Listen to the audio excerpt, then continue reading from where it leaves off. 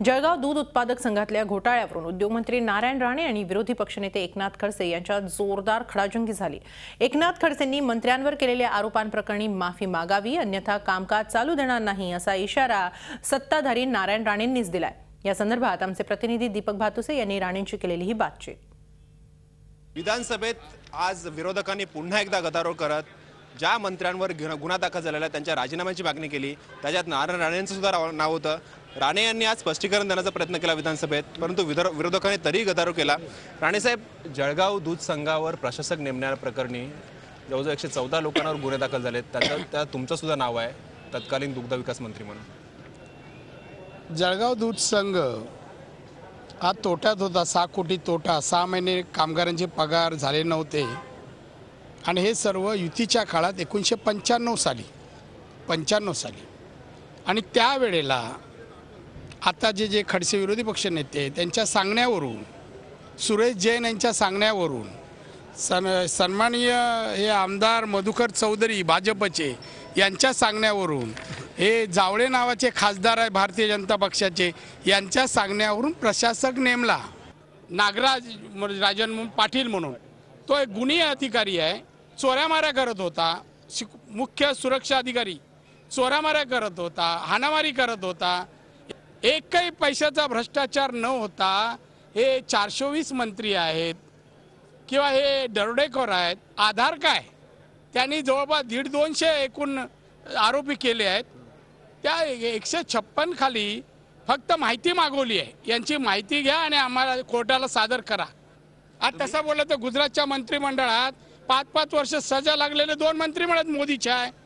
मोदी घोड्यावरून स्वार झालाय, तर हे गाढवावर झाले। यांना कळत नाही का किती फरक आहे तो। आणि म्हणून उत्तरेकडची कुठली लाट या महाराष्ट्रात येऊ दिली नाही, त्यांना जरा सांगा आपल्याद्वारे। राणे साहेब, तुम्ही माफी मागावी खडसेंनी अशी मागणी केलेली आहे, ती मागणी अजून पूर्ण झालेली नाही आहे, त्याच्यावर तुम्ही ठाम असाल? माफी मागितल्याशिवाय आमची इच्छा आहे कोणतेही कामकाज होऊ नये। आता अपशब्द आम्ही ऐकून घेणार नाही आणि आम्ही काय, तुम्ही काय सत्तेवर येणार म्हणता, आम्ही काय येऊ देणार नाही। तुमची जागा तिकडेच ठेवू, खुर्च्या त्याच ठेवू, बदलणार नाही आम्ही, एवढे आम्ही देऊ। धन्यवाद राणे साहेब। एकूणच विरोधक आणि सत्ताधारी यांच्यातील वाद जो आहे तो वाढत चाललाय। विरोधक सत्ताधाऱ्यांना बोलू देत नाहीयेत, तर सत्ताधाऱ्यांनी सुद्धा भूमिका घेतलेली आहे की जोपर्यंत खडसे माफी मागत नाहीत तोपर्यंत आम्ही सभागृहाचं कामकाज चालू देणार नाही। व्हिडिओ जर्नलिस्ट रत्नशील सातपुतेसह दीपक भातुसे, झी मीडिया, नागपूर।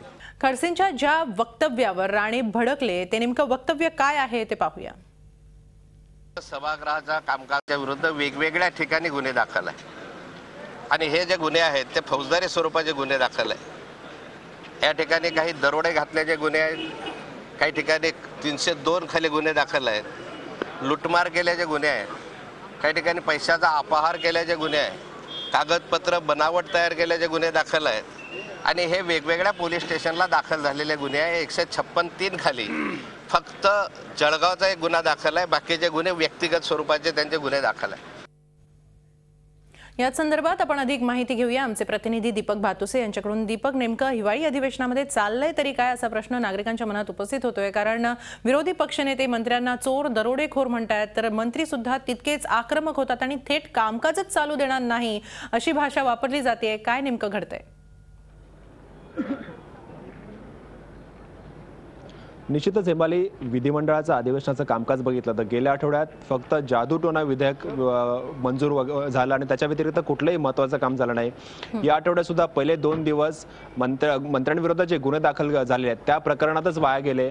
कालही पुरवणी मागण्या, जवळपास 7,500 कोटीच्या पुरवणी मागण्या कुठल्याही चर्चेविना संमत झाल्या आणि आजही 2 महत्त्वपूर्ण विधेयकं होती, ती कुठल्याही चर्चेविना संमत झाली। मराठवाड्याची चर्चा होती, ही चर्चा आज होऊ शकली नाही आणि या गोंधळामुळे अध्यक्षांनी मराठवाड्याची चर्चा सुद्धा पुढे ढकललेली आहे। त्यामुळे जनतेच्या वैयक्तिक प्रश्नांवर चर्चा होण्याऐवजी इथे एकमेकाची उणीधुणी काढण्यासाठी हे सभागृह आहे की काय असा साधारणतः प्रश्न उपस्थित झालाय। कारण विरोधकांनी काल हा मुद्दा उपस्थित केल्यानंतर, राजीनामा देण्याची मागणी केल्यानंतर आज सत्ताधारी आक्रमक झाले आणि आता दोन्हीकडून सभागृह चालू न देण्याची भाषा केली जाते। विरोधक मंत्र्यांनी राजीनामे द्यावे या मागणीवर ठाम आहेत, तर सत्ताधाऱ्यांनी आता विरोधकांकडून माफीनामा हवा आहे नारायण राणेंनी आज स्पष्ट केलं की जोपर्यंत एकनाथ खडसे माफी मागत नाहीत तोपर्यंत मी सभागृहाचं कामकाज चालू देणार नाही. म्हणजे विरोधक आणि सत्ताधारी दोन्हीही सभागृहाचं कामकाज चालू न देण्यावर ठाम आहेत. त्यामुळे या अधिवेशनातून जनतेला काय मिळालं हा प्रश्न आहे. साधारणतः विदर्भात जेव्हा अधिवेशन होतं तेव्हा विदर्भाच्या प्रश्नावर प्रामुख्याने चर्चा व्हावी अशी अपेक्षा असते. परंतु मागच्या आठवड्यातील 5 दिवस आणि या आठवड्यातील 2 दिवस असे 7 दिवस कुठलाही विदर्भातील कामकाज प्रश्न या अधिवेशनात आलेला आपल्याला पाहायला नाही मिळाला. नक्की जनतेचे प्रश्न, ज्या जनतेच्या प्रश्नांवरून आम्ही भांडतो आहोत असं एक देखावा तयार केला जातो, तेच प्रश्न त्यांची उत्तरं शोधणं राहिलं बाजूला आणि एकमेकांवरचे आरोप प्रत्यारोपच अधिकाधिक या अधिवेशनांमध्ये पाहायला मिळत आहेत. धन्यवाद दीपक, आपण दिलेल्या या सगळ्या माहितीबद्दल. झी 24 तास, एक पाऊल पुढे.